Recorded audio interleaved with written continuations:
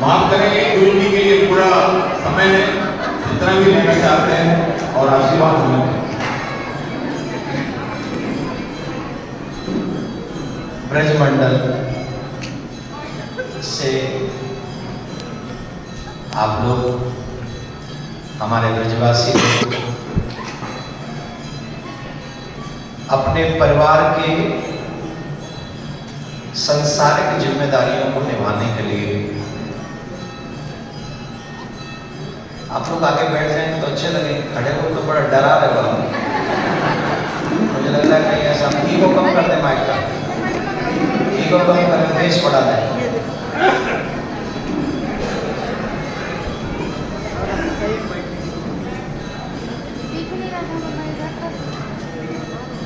नाना शहरों से नाना प्रकार की इच्छाओं को लेकर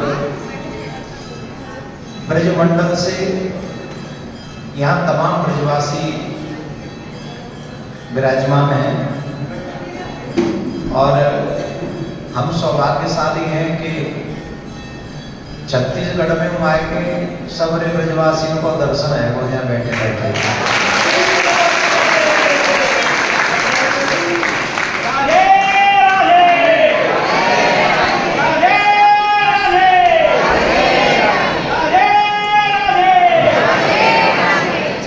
देखो ब्रजवासी है वही अपने आप में बड़े सौभाग्य की बात है।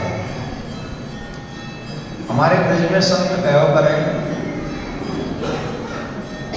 कि अगर कोई ब्रजवासी हमारी उंगली पकड़ ले,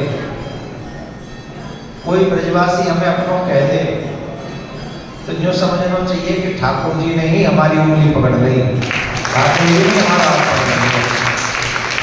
और यहाँ संशय नहीं करना चाहिए। आधुनिक युग में व्यक्ति अपने अपने विचार लगावे, अपनी अपनी बुद्धि लगावे, पर इन ब्रजवासी को जन्म सिद्ध अधिकार है ठाकुर जी के रिश्ते जुड़े हुए। जो हमारे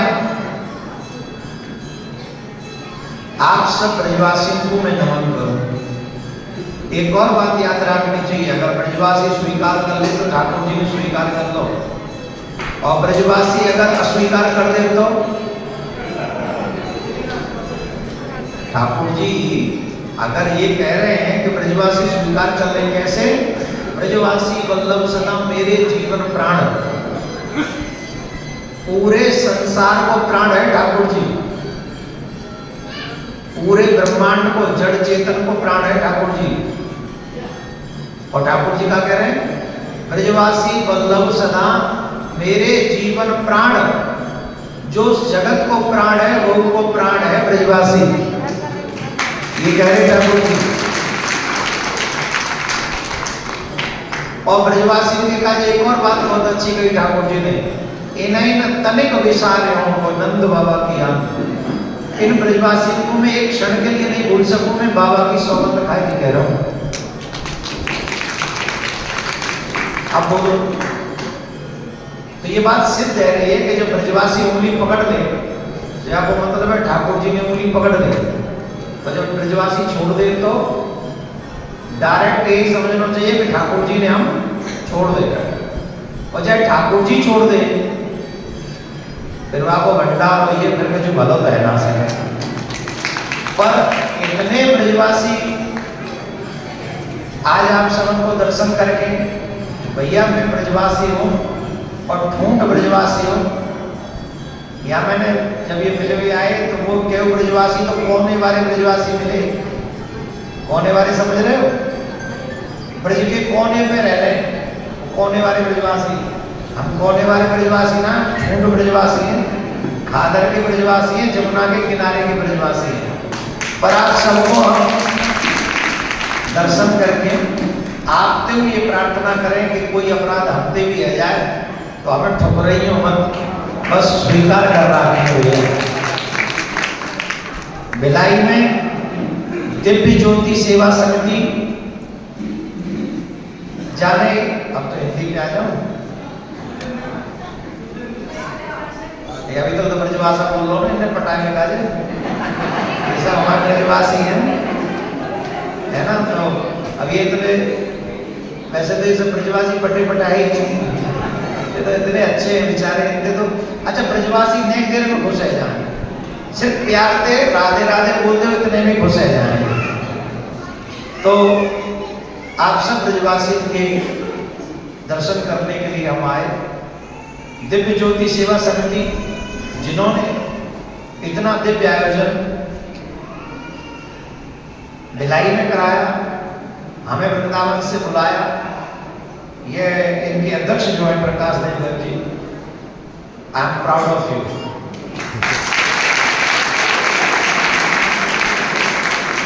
seriously I am proud of you.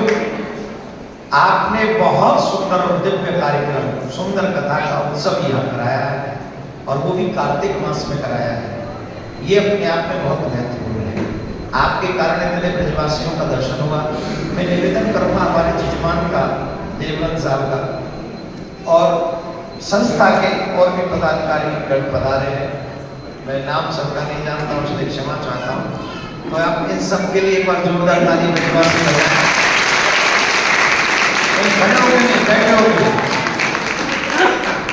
अरे यार सम्मान पत्र तो दे जाओ मेरी है, जाए तुम लगे बोल रहे। अच्छा है ना, इन ब्रजवासियों को कोई भरोसा ना है, कहाँ है कि कहाँ ले जाए।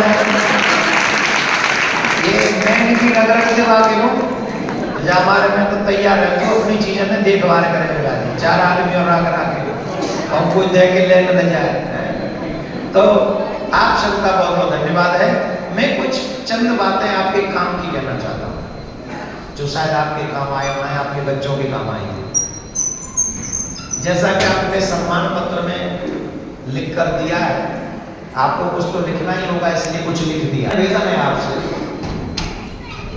मेरे हृदय में हार्दिक सच्चे ये चिंता रहती है कि आने वाली पीढ़ी हमारी संस्कृति को कैसे जाने।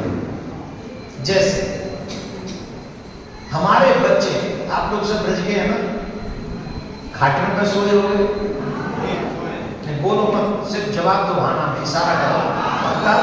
खाटन पे सोए और जब भी हम खाट पे बैठे और हमारे बड़े आ गए तो हम क्या करते? ठाड़े ठाड़े जाते, बाबा आएंगे, अम्मा आएंगे और पापा आएंगे, दादा आएंगे, खड़े हो गए। और अगर वो बैठ भी गए तो तब तक तो बिल्कुल ही नहीं बैठते थे जब तक वो न कहीं बैठ जाए। और अगर बैठे भी, उनके बिना मर्जी के भी बैठे तो कहाँ बैठते थे? पाए तक। पूरा ब्रजवासी को शब्द बोलो, पाए तक।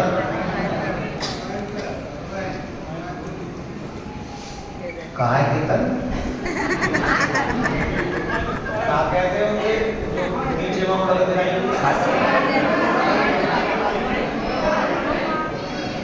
अजवाइन, अजवाइन, हाँ। तो अजवाइन के जोड़े बैठते, सिराने ना बैठते। नहीं, मैं बहुत सीरियस बात कर रहा हूँ, इसे हल्के में मत लेना। आज क्या हमारे और आपके बच्चों में ये संस्कार हैं? क्या उन्हें ये मालूम भी है? नहीं, उन्हें ये नहीं है कि वो कर नहीं सकते, वो कर सकते हैं, पर उन्हें बताए कौन?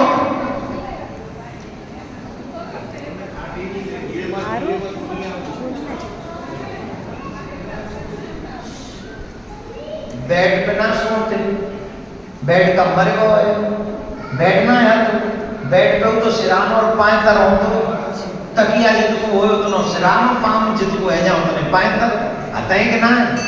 जी बात सिखाई आज तक बालक ने। आज बच्चों का संस्कार क्या है? अगर बेटा बेटी बैठे हैं और माँ बाप आ जाए, क्या वो खड़े होंगे?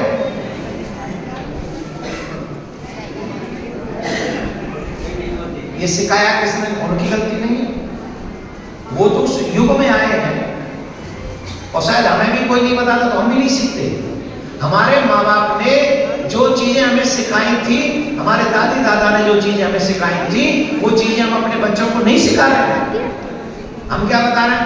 बेटा कुछ बन जाओ, कुछ पढ़ लो, किताब ले ले, हाथ में किताब ले ले। अब किताब लेना भी जरूरी है, कुछ बनना भी जरूरी है, पढ़ना भी जरूरी है, लेकिन जो चीजें स्कूल और कॉलेज में नहीं मिलती हैं वो चीजें मुझे घर में देने की जिम्मेदारी है कि नहीं? है कि नहीं? वो मैंने नहीं दी।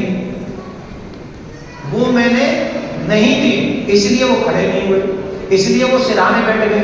और सिराने बैठने का फल क्या है? सिराने बैठने का फल क्या है? सर्वनाश। क्या है? मानेंगे नहीं, उदाहरण भी देना पड़ेगा। महाभारत के युद्ध में भगवान श्री कृष्ण के सहायता मांगने के लिए दुर्योधन गया था। भगवान सो रहे थे तो दुर्योधन सिराने बैठ गया था, सर्वनाश हो गया। हुआ कि नहीं? बड़ों के सिराने नहीं बैठा जाता, बड़ों के पैरों के पास बैठा जाता है। पैरों के पास बैठेंगे तो क्या होगा? उनके मुख का दर्शन होगा, और बड़ों के मुख का दर्शन करने से पुण्य बढ़ता है, तेज बढ़ता है, विवेक बढ़ता है, संस्कार बढ़ता है। इसलिए हम लोग भगवान की पीठ पे भी प्रणाम नहीं करते। क्या ही करते हैं उन्हें पता ही नहीं। वो भगवान के पीछे जाके परिक्रमा देते समय दीवार में इतना माथा ठोकते कि वो गड्ढा हो गया दीवार में। मजाक नहीं कर रहे, ऐसे कहीं हो मंदिर में बैठे पड़ रहे हो, पीछे हम जाके देखो दीवार में। अब ये नहीं पता कि भगवान के मंदिर के पीछे जाके प्रणाम नहीं करते, आगे से ही प्रणाम करते हैं। तो माँ बाप के लिए आगे से प्रणाम करते हैं, उनके आगे बैठते हैं, उनके चरण स्पर्श करते हैं। दूसरी एक और बात मैं आपको बता के अपनी बात खत्म करूंगा। हम सबके घर में बहन बेटियां हैं, और हमारी बहन बेटियों पर राक्षसों की नजरें हैं। मैं राक्षस किनको कह रहा हूं उतने नहीं समझ लेना, मुझे और कोई ज्यादा एक्सप्लेन करने की आवश्यकता नहीं है। वैसे मैं किसी के बाप से डरता नहीं हूं, मैं सब कुछ कह भी सकता हूं।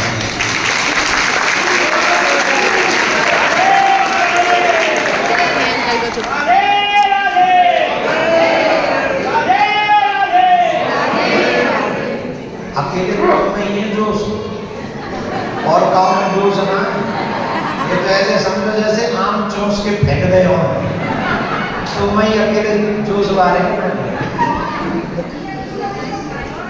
जोर से बोलना पड़ेगा।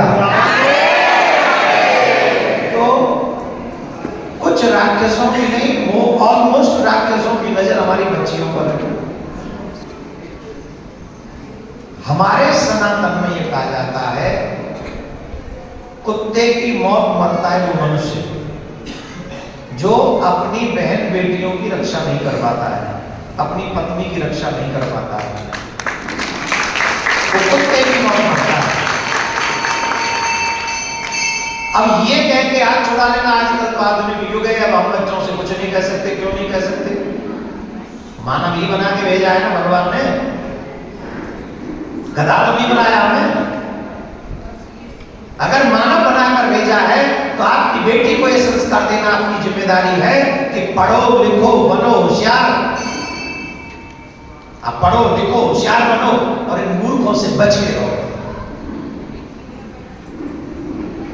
इन राक्षसों से बच के रहो। ये तो कभी हमने बच्चों को सिखाया नहीं। बड़े बड़े आईफोन हमने अपने बच्चियों के हाथ में पकड़ा दिए, लेकिन ये नहीं बताया कि बेटा इसका यूज कैसे करना है, how to use it. I am not against if you want to give the iPhone and something for your children, it's okay, लेकिन इसे यूज कैसे करना है ये बच्चों को सिखाना चाहिए। मेरा आग्रह है आप सबसे,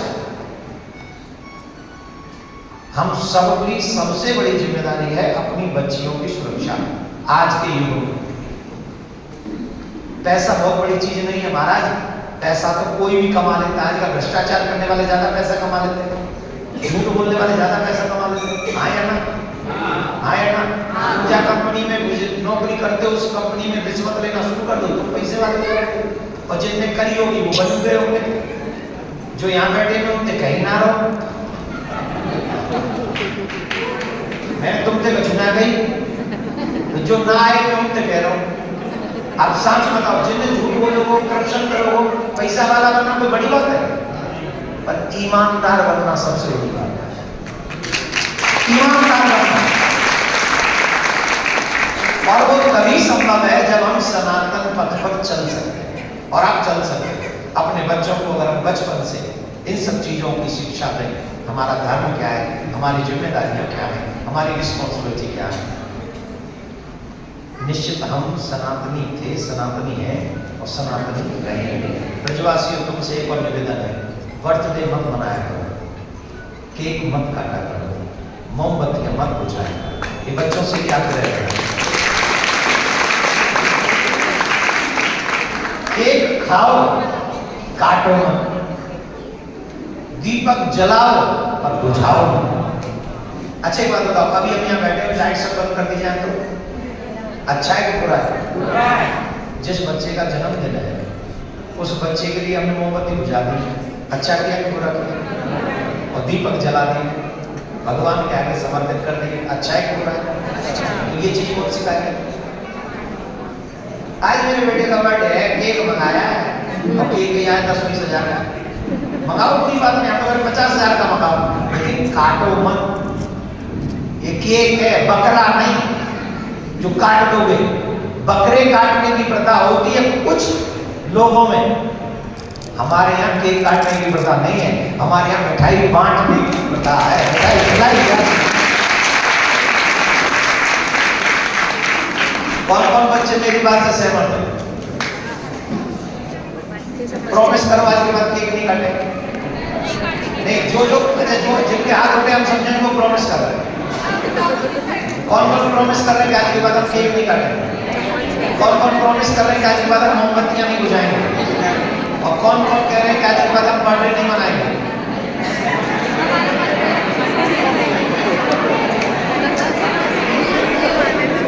अभी सब बोलेंगे नहीं बनाएंगे, मैं बता दूंगा तो अभी बोलेंगे नहीं बनाएंगे है? मैं बताता हूं, बर्थडे शब्द अंग्रेजी है और अगर बर्थडे मनाओगे, सुनो ना, बर्थडे मनाओगे तो मोमबत्ती बुझानी पड़ेगी, केक काटना पड़ेगा, और अगर जन्मोत्सव मनाओगे तो मोमबत्ती बुझानी नहीं पड़ेगी, केक काटना नहीं पड़ेगा, मिठाई खिलाओगे आराम से, दीपक जलाओगे आराम से। अभी बर्थडे में तुम 4 लोग बुलाते हो, मैं तो 40 बुलाओ, जन्मोत्सव मनाओ और अपनी संस्कृति को घर घर तक पहुंचाओ। मुझे कोई कह रहा था महाराज जी तुम पागल हो गए हो। मैंने कहा क्यों, कैसे पागल हो गए?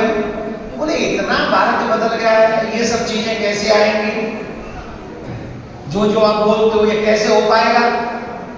मैंने कहा सुनो, पागल मैं नहीं, पागल तुम हो। ईमानदारी से बताओ, जब हमारी संस्कृति बड़ी अच्छी थी, जैसी मैं अभी बोल रहा हूं, तब जब उस जमाने में चलो, जब हमारी संस्कृति वैसी थी, तब भी तो किसी ने बिगाड़ने की जब प्लानिंग की होगी, कोई एक आध ही होगा ना कि 10-20 लाख आए थे बिगाड़ने। जब आप लोग एक आध कोई रहा होगा, उसने 10-20 लाख तो आए नहीं थे, एक आध ने शुरू किया, हम सब बिगड़ गए। और अब जब सुधारने के लिए कोई एक आध शुरू करेगा तो हम लोग फिर से सुधर जाएंगे, इसमें बुराई क्या है? और सुनो, उनके पास तो इतना बड़ा समाज भी नहीं था बिगाड़ने के लिए। जब अंग्रेज गए थे तब 30 करोड़ थे, कितने? हम लोग सब 30 करोड़ थे। अब जब मैं समाज सुधारने की बात कर रहा हूँ, संस्कृति को बचाने की बात कर रहा हूँ, आगे फैलाने की बात कर रहा हूँ, तो अकेले हमारे ही समाज के 100 करोड़ लोग हैं। तो मेरे पास तो ज्यादा बड़ा समाज है, ऑप्शन मेरे पास ज्यादा है, और उनके पास तो बिगाड़ने वालों की संख्या भी ज्यादा नहीं थी जो उनका साथ देती। वो तो छोड़ के चले गए, धीरे धीरे 75 साल लग गए बिगाड़ने में। मैं दावे से कहता हूँ मेरे साथ तो कथा में इतना बड़ा जनसैलाब है, अगर यही सुधरना शुरू कर देंगे तो हमें 75 साल नहीं, हम 7 साल में सुधर के पूरी दुनिया को बता सकते हैं। लेकिन कब संभव होगा? दूसरों को मत सुधारो, हम सुधरेंगे, जग सुधरेगा। हम सुधरेंगे, हम उस पथ पे चलेंगे, हम अपने बच्चों को बचाएंगे, बच्चे फिर अपने फ्रेंडों को बताएंगे, फिर उन्हें बचाएंगे, और भागते हुए बच्चों को अपने घर में वापस लेकर आएंगे, और उनके माथे पे तिलक, गले में कंठी, हाथ में कलावा बंधवाएंगे, और फिर उनके मुख से राधे राधे बुलवाएंगे, और एक नया भारत का निर्माण आने वाली युवा पीढ़ी करेगी, जिसमें कोई बुराई नहीं है। बस चलने की जरूरत है, रुको मत, बैठो मत, एक कदम बढ़ा के देखो, चकाचक नए भारत का निर्माण होगा। राधे राधे बोल। मैंने आपका बहुत समय ले लिया, बैठे हो, मेरा आप सबसे आग्रह है, एक और निवेदन कर लो फिर अपनी बाड़ी बदलाओ। जो भी सोशल साइट्स आप यूज करते हैं, फेसबुक, ट्विटर, इंस्टा और क्या यूट्यूब, इंस्टाग्राम मैंने बोल दिया, मैंने शॉर्ट बोल दिया इंस्टा। तो जो आप यूज करते हैं, देखो कोई महाराज वगैरह जब आए ना तो दक्षिणा जरूर दे के विदा करना चाहिए। दक्षिणा नहीं दे तो पुण्य नगर कमाई सो। हमें तो एक ही चीज मानना अच्छा लगा, वो दक्षिणा दे के चले गो, बाकी सब खाली हाथ गए। मैं देखे उसको खाली हाथ गए, पटका लेके गांठ को। वो तो शुक्र है मैं अपने हाथ ना लाया पटका, नहीं तो वो बड़ा दर्द होता। चलो, दक्षिणा दे के ही किसी भी क्रिया को पूर्ण किया जा सकता है। पक्का दक्षिणा देंगे? दक्षिणा के नाम कितनी हल्की हम दोगे कि नहीं? दोगे कि नहीं? हमारी एक ही दक्षिणा है। आप जितनी भी सोशल साइट्स हैं उन सब पे अपने नाम के पीछे सनातनी लिख लो, जिससे तमाम राक्षस आपसे भागते रहे, दूर रहेंगे। जितनी भी सोशल साइट्स हैं सबके नाम के पीछे सनातनी लिख लो, और जो भी हमारी साइट्स हैं उनसे हमें ज्वाइन भी कर लो, सब्सक्राइब कर लो, लाइक कर लो, और क्या क्या होता है वो सब कर लो सोशल साइट पे। और फिर हम सब मिलकर जो संस्कृति को आगे बढ़ा रहे हैं उसमें आप हमारा साथ कदम से कदम मिलाएंगे, बातों को आगे पहुंचाएंगे, हम एक दूसरे का साथ निभाएंगे। कसम से हम एक नया भारत बनाएंगे। कौन कौन अपने नाम के पीछे सनातनी लिखेगा? कल तक लिख लोगे? पक्का? अभी और कल ठाकुर जी का विवाह, बढ़ चढ़ के आना, तैयार हो गया आना, कोट पैंट पहन के आना। माता ने नहीं पहनना कोट पैंट, आपको साड़ी पहन के आना। बच्चा का पुनः एक बार धन्यवाद हमारी समिति का, जिन्होंने यहाँ पर हमारी कथा का आयोजन कराया। दिव्य ज्योति सेवा संस्था देवानंद जी को बहुत बहुत साधुवाद, अध्यक्ष सबको और आप ब्रजवासियों को भैया राम राम, राम राम भैया सबको।